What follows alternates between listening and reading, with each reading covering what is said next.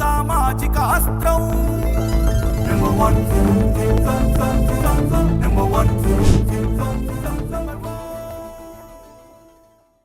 Welcome to number 1 news. నేను నందిని. ఓనమాలు కూడా రాని వారు జర్నలిస్టులమని చెప్పుకుంటూ తిరుగుతున్నారని తెలంగాణ ముఖ్యమంత్రి రేవంత్ రెడ్డి అన్నారు. వీరి వల్ల నిజమైన జర్నలిస్టులకు చెడ్డ పేరు వస్తోందని, అటువంటి వారిని అసలైన జర్నలిస్టులు దూరంగా ఉంచాలని రేవంత్ కోరారు. సీనియర్ జర్నలిస్టులు వస్తే జూనియర్ జర్నలిస్టులు లేచి తమ సీటు ఇచ్చేవారని రేవంత్ అన్నారు. అయితే ఇప్పుడు కొత్తగా కుహనా జర్నలిస్టులు సోషల్ మీడియా పేరు చెప్పుకుంటూ బయలుదేరారని, అందరికంటే ముందు వచ్చి కాలు మీద కాలేసుకుంటూ కూర్చుంటున్నారని విమర్శించారు. వీరికి జర్నలిజం అంటే ఏమిటో, ప్రజా సమస్యలేమిటో తెలియదని అన్నారు.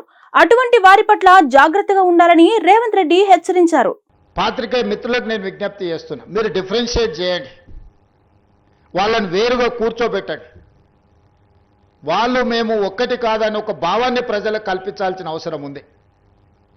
ఈరోజు media, social media, digital media, ఎవడు పడితే వాడికి మొత్తం పెన్ను పేపర్ ఇస్తే వాళ్ళు మొత్తం రాయలేడు, ఏబిసిడీలు మొత్తం రాయలేడు. వాడు కూడా నేను జర్నలిస్ట్ అంటాడు.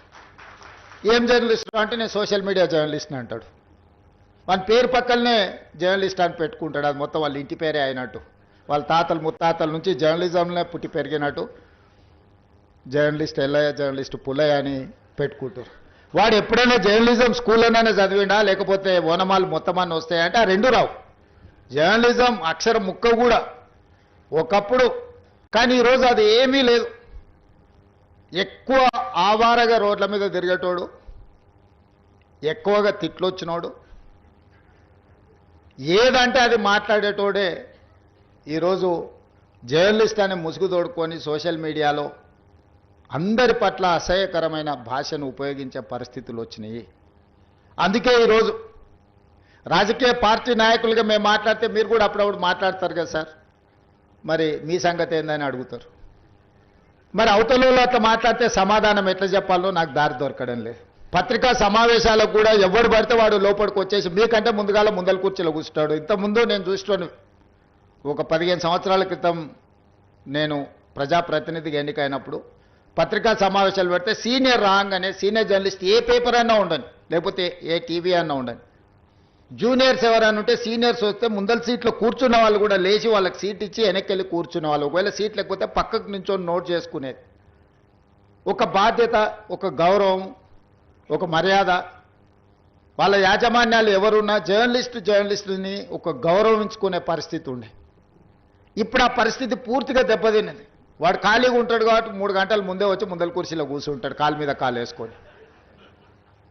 వాడికి వచ్చిన సీనియర్ జర్నలిస్టు వాళ్ళ జీవితాన్ని మొత్తం జర్నలిజంలో కలిపినరు. వాళ్ళు సిన్సియర్గా ప్రజా సమస్యల్ని విశ్లేషించడానికి, పరిశోధనలు చేయడానికి, వాళ్ళ జీవితాన్ని, ఆరోగ్యాన్ని ఫనంగా పెట్టి, కుటుంబాలను కూడా ఫనంగా పెట్టి ప్రజల సమస్యలను తెలుసుకోవడానికి ఎక్కడెక్కడనో మారుమూల ప్రాంతాలకు వెళ్ళి రోజుల కొద్దీ ప్రజలలో మమేకమయ్యే ఆ సమస్యల్ని తెలుసుకొని వాళ్ళు రాసిందన్న సంగతి, పాలకులు చేస్తున్న తప్పులను పట్టుకోవడానికి నిరంతరం శ్రమించి విశ్లేషించి, మన ప్రాంతంలో జరిగిన విద్యుత్ ఉద్యమాల వెనుక ఇంత కఠోరమైన దీక్ష జర్నలిస్టులది ఉన్నది.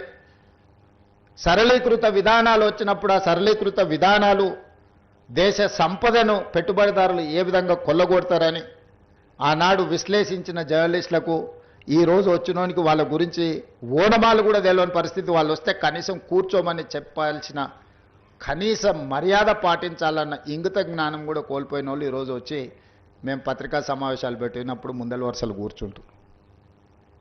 కూర్చోవడం కూడా ధిక్కారంగా, మన మీదో లోకు అయినట్టు వాడేదో మన మీద పెత్తనాన్ని చెలాయించడానికి వచ్చినట్టు మన కళ్ళకు చూస్తుంటాడు. ఇంకా నువ్వు నమస్కారం పెడతలేవు, నన్ను చూసి తల ఉంచుకుంటలేవేందని. నాకైతే అప్పుడప్పుడు అనిపిస్తుంది దిగిపోయి పల్ల చెంపలు వలగొట్టాలని. కానీ పరిస్థితులు, హోదా అడ్డం వస్తుంటాయి.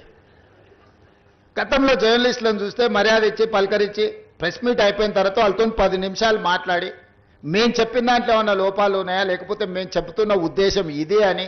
మరిన్ని లేటెస్ట్ అప్డేట్స్ కోసం చూస్తూనే ఉండండి నంబర్ 1 న్యూస్. సామాన్యుడి చేతిలో సామాజిక అస్త్రం.